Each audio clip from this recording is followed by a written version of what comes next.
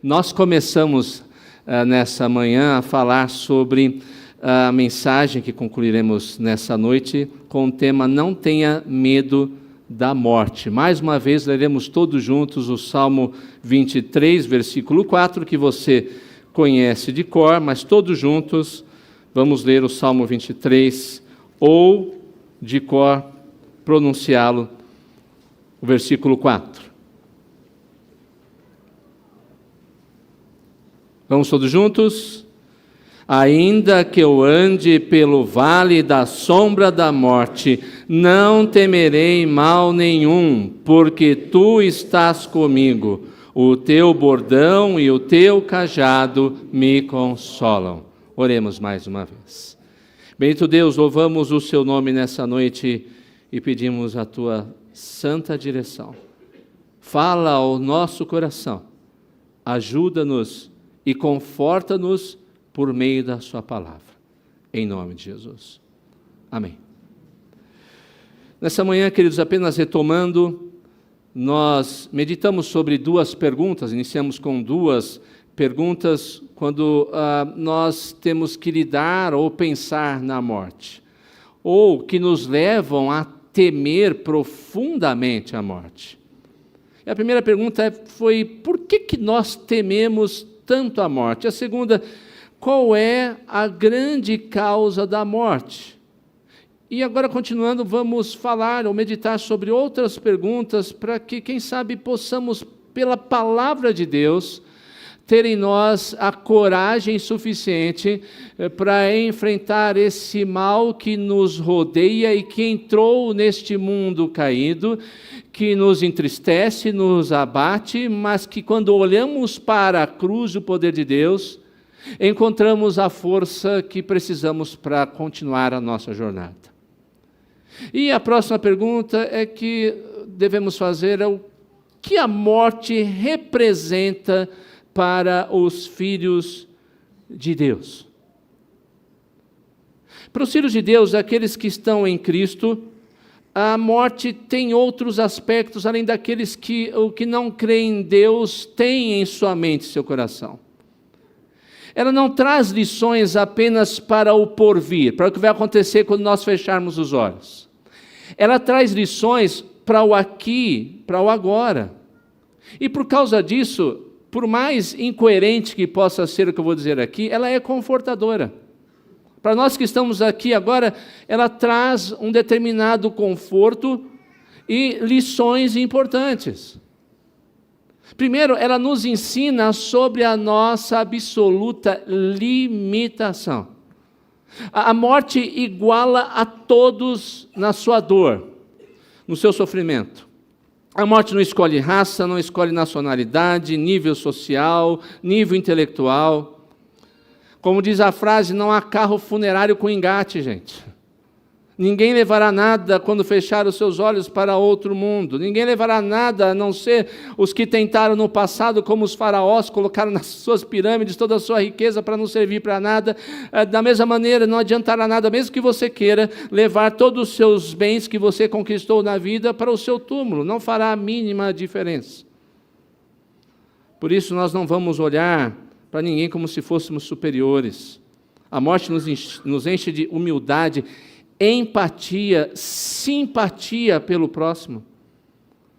Não olharemos para ninguém como se fôssemos superiores, mas como iguais em todo sofrimento e lutas, bem como na expectativa certa de que nossos dias estão contados. Em virtude disso, devemos aproveitar, biblicamente falando, cada dia da nossa curta vida com as pessoas que amamos, com os amigos, o nosso trabalho, as dádivas concedidas por Deus no serviço ao próximo, adoração ao Senhor, é o que devemos fazer. Segundo, a morte chama os filhos de Deus a andar pela fé. Cada fração de segundo de nossa existência é incerta. Eu não sei o que vai acontecer comigo amanhã. Tiago, no capítulo 4, versículo 14, nos diz: vocês não passam de neblina que aparece por um instante e logo se dissipa. Pedro confirma isso com outras palavras: porque toda a humanidade é como erva do campo, a sua glória é como a flor da erva. A erva seca e a flor cai. Assim vivemos cada dia na expectativa das promessas de Deus e na certeza de que, se partirmos, estaremos com Cristo. Porque para mim o viver é Cristo, o morrer é lucro. Estou cercado pelos dois lados, tendo o desejo de partir e estar com Cristo, o que é incomparavelmente melhor.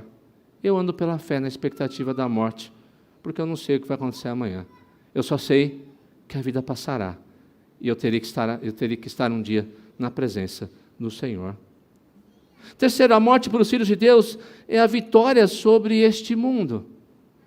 Alguns podem achar que descer até o sepulcro, ser sepultado, é um sinal de derrota. Não, é um sinal de vitória para nós. Nós somos peregrinos, estrangeiros, em terra alheia, terra que não é nossa. Esse mundo, em sua presente ordem, é contrário completamente aos valores bíblicos, aos nossos valores cristãos. Ele nos odeia, esse mundo nos oprime, esse mundo nos persegue. Aliado a isso, o nosso pecado que ainda habita em nós, e Satanás, como todo o seu poder, ele tenta nos destruir todo o tempo, nos afastar de Deus. A morte para os que estão em Cristo é a liberdade daqui, a certeza de um porvir e depois da presença de Cristo. A expectativa da restauração final de todas as coisas. Jesus enfrentou e venceu a morte por mim e por você. Para aqueles que conhecem Jesus, a morte não é a palavra final, não é o último ponto da oração. A morte tem apenas a penúltima palavra. A última palavra para o cristão é a ressurreição, a vitória absoluta sobre a morte. É a última palavra que é vida. Porque na morte de Cristo, na ressurreição de Cristo, a morte foi destruída. A vida eterna venceu por meio da ressurreição de Cristo. Ele vive e por isso nós também já vivemos e viveremos. Os que partirem em Cristo e que tanto amamos viverão. Porque Deus amou o mundo de tal maneira que deu o seu Filho unigênito para que todo aquele que nele crê não pereça, mas tenha a vida eterna. Na morte, os filhos de Deus têm suas almas aperfeiçoadas, entram na vida de adoração no céu, já estão glorificados nesse exato momento. Em Romanos 8, 29 e 30 nós lemos: pois aqueles que Deus de antemão conheceu, Ele também predestinou para serem conformes à imagem de seu Filho, a fim de que Ele seja o primogênito dentre muitos irmãos. E aos que predestinou, a esses também chamou, e aos que chamou, justificou, e aos que justificou, também glorificou. A morte, portanto, deve ser vista como um descanso do pecado, da tristeza, das aflições, das irritações, das oposições, das perseguições. Em Apocalipse 14, 13, nós lemos a constatação disso. Então ouvi uma voz do céu dizendo: escreva, bem-aventurados os mortos que desde agora morrem no Senhor. Sim, diz o Espírito, para que descansem das suas fadigas, pois as suas obras os acompanham. Como devemos, é a próxima pergunta para essa noite, a segunda, mas se quiser continuar é a quarta, como devemos enfrentar a expectativa da morte? Tomando todos os cuidados para preservar a vida, não há dúvida nenhuma. Nós não podemos fazer como os montanistas, eu já citei isso há um tempo atrás, no cristianismo, que diziam: vamos buscar a morte. Não é que está tendo perseguição e morte, vamos sair daqui e vamos para lá para morrermos. Não é isso que Deus quer. Deus não deseja que nós, infantilmente, sem discernimento algum, busquemos a morte, o martírio. Deus quer, dentro daquilo que está ao nosso alcance, que preservemos a vida com os cuidados necessários. Atividade física, médicos, exames, remédios quando prescritos, tratamentos, se for necessário, de uma maneira ainda mais drástica devido à cirurgia, alimentação correta, o sono correto. Contudo, nós não devemos temer a morte a ponto de querer controlar o que nós não podemos controlar, aquilo que não está em nossas mãos. Nossos dias estão nas mãos de Deus. Todos os nossos dias estão escritos no seu livro. Descanse nessa verdade. Viva a vida de maneira que Ele deseja, com tudo aquilo que Ele tem em sua infinita bondade e o que Ele quer oferecer para você. Tenha certeza da vida eterna que só pode existir para aqueles que estão em Cristo Jesus. Creia que Ele venceu a morte e dá a vida eterna a todo aquele que nele crê. Ore a Deus e entregue a sua vida a Ele, se ainda não entregou, e ande em plena comunhão com o Senhor, em dependência dEle, em serviço a Ele e ao próximo. Procure conhecer a Escritura, principalmente textos que falem da realidade da bênção e da vida futura. Satanás, homicida, vai tentar você dia e noite, tirá-lo da presença de Deus. Os homens nesse mundo caído tentarão impor o conceito deles de que tudo que existe é o aqui e agora. O seu pecado vai tentar convencer você que a morte é uma inimiga invencível, mas crê em Deus. Jesus, em João 14, diz que o coração de vocês não fique angustiado. Creiam em Deus, creiam também em mim.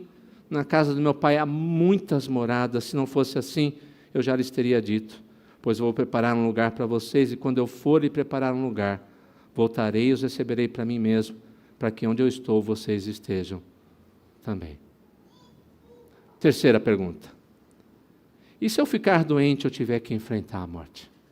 Uma coisa é falarmos da morte de uma maneira teórica, outra coisa é quando nós temos que enfrentá-la. Prepare-se. A gente quer se preparar só na hora em que a coisa fica difícil. Prepare-se antecipadamente para isso, alimentando-se das promessas de Deus que falam quanto a respeito da morte, que falam do céu, que falam da vida eterna, que falam da ressurreição. Quantas promessas de Deus a respeito disso.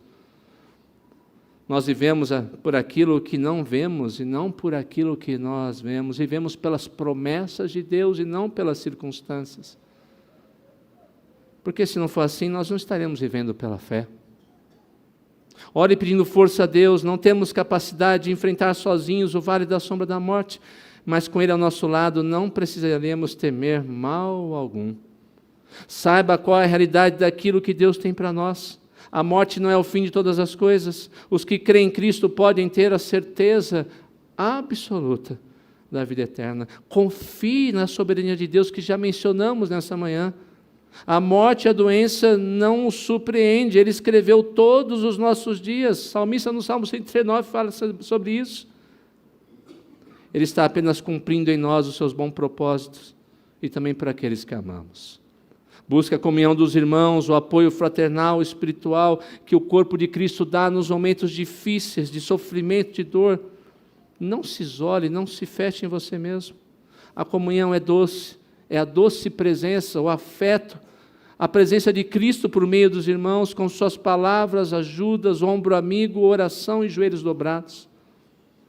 Como já lemos, o Salmo 23 diz: ainda que eu ande pelo vale da sombra da morte, não temerei mal nenhum, porque tu estás comigo. Porque para mim tenho por certo que os sofrimentos do tempo presente não podem ser comparados com a glória a ser revelada em nós. Última pergunta: e se alguém que eu amo muito estiver gravemente enfermo e com a expectativa da morte rodeando a sua vida? Lembre-se que todos vivemos em um mundo mau no qual o pecado entrou, infelizmente. Lembre-se de que todos nós enfrentaremos a morte, e não será diferente com as pessoas que amamos. Lembre-se, ainda que seja muito dolorido o que eu vou dizer aqui, que nem mesmo os nossos filhos estão livres disso, e eles são herança do Senhor, e Deus pode nos pedir os nossos filhos de volta. Lembre-se que o envelhecimento e morte fazem parte dessa vida onde o pecado entrou, e que aqueles que envelhecem não viverão nessa presente ordem e mundo para sempre, assim como qualquer um de nós. Deus vai chamar aqueles que estão anos à frente de nós, que nos trouxeram esse mundo. Lembre-se que sua primeira aliança é com o Salvador, e ainda que outras alianças possam ser quebradas, a aliança com o Senhor ninguém poderá quebrar, ninguém poderá dissolver. Ele é nosso e nós somos dele para todos sempre, e portanto encontraremos nele a alegria que precisamos na nossa caminhada. Pregue a esperança de Cristo e da ressurreição a eles, crendo que Deus pode levá-los a crer. Ore pela cura, você pode e deve fazer isso. Com os meios, ou seja, com remédios, com tratamento, com o médico, ou até mesmo sem nenhum meio. mas ore especialmente para a salvação e consolo daqueles que você ama e quem sabe não conhecem a Cristo. E daqueles que partiram e que supostamente não conhecem a Cristo, entregue e confie no Senhor, porque só Ele conhece o coração daquelas pessoas e de todo o ser humano. Encare como normal as lágrimas que você vai derramar, as saudades e a tristeza da partida, que envolvem a doença e o luto. Procure aproveitar biblicamente a companhia daqueles que você ama. Não deixe para depois. A gente fica esperando, depois que a pessoa parte, se eu tivesse ido, se eu tivesse convivido, se eu tivesse almoçado, se eu tivesse passeado, se eu tivesse abraçado mais. Aproveite o tempo, biblicamente falando. O dia mau vai chegar e as coisas vão ficar mais difíceis. Mas ao mesmo tempo não carregue remorsos ou remoa pecados. Leve-os à cruz, onde sempre encontramos graça, perdão, misericórdia, e passe a racionalizar o tempo e use as oportunidades que Deus lhe dá a partir de agora. Ele ama o abatido de espírito e renova as forças do que se encontra nessa situação. Corra ao seu trono e você encontrará conforto e oportunidade de reconstrução. Em todos os casos, busque também, como eu já disse, o apoio e auxílio de irmãos maduros na fé, líderes na igreja, que caminharão com você, com a sua família, e com aquele que você ama e que está enfermo, ou num estado, às vezes até mesmo terminal, para trazer o consolo necessário nos dias difíceis. Pois a Bíblia diz que nós devemos chorar uns com os outros. David Policy, em seu livro que fala do sofrimento, ele nos anima falando do exemplo de Paulo. Nunca conheci alguém que fosse tão livre quanto Paulo. É impossível atingi-lo. Se alguém dissesse a ele, vou matar você, Paulo, ele respondia, tudo bem, chegou a hora de ir para o céu. Se alguém dissesse a ele, vamos deixá-lo viver, ele retruca, tudo bem, o viver é Cristo. Se alguém lhe dissesse, então vamos espancar você, ele dizia, bom, então vou participar dos sofrimentos de Cristo. Recebo de bom grado. Se alguém resolvesse lhe dizer, vamos mandá-lo para a prisão, ele dizia, não há problema, vou converter seus guardas e a maioria dos seus prisioneiros.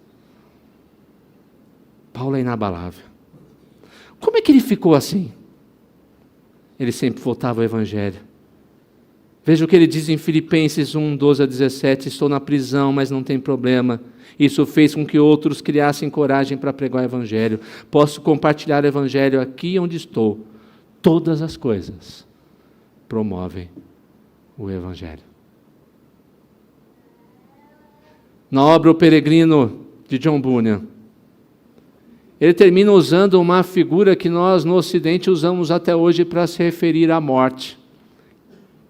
Não é uma visão cristã, ela vem muito mais da cultura, filosofia grega, mas que fala da morte, a respeito da morte, como um rio que precisa ser atravessado. Acho que você já viu o filme onde a pessoa morre, ela é colocada num local específico, coloca moedas nos seus olhos para que ele possa pagar o barqueiro que atravessará e o levará para o outro lado do rio. John Bunyan toma emprestado a figura, claro, não ensinando que a morte é dessa maneira, mas mostrando quanto todos nós teremos que passar por esse rio para alcançar o reino celestial. No final da sua peregrinação, da sua jornada, o peregrino registra pelas mãos de John Bunyan na obra que ele escreveu. Então vi em meu sonho que foram caminhando juntos até avistarem o portão. Vi depois que entre eles o portão havia um rio sem ponte que levasse até outra margem. O rio era muito profundo. E diante dele, os peregrinos se viram absolutamente perplexos. Mas os homens que o acompanhavam disseram, precisam atravessá-lo. É o único meio de chegar até o portão.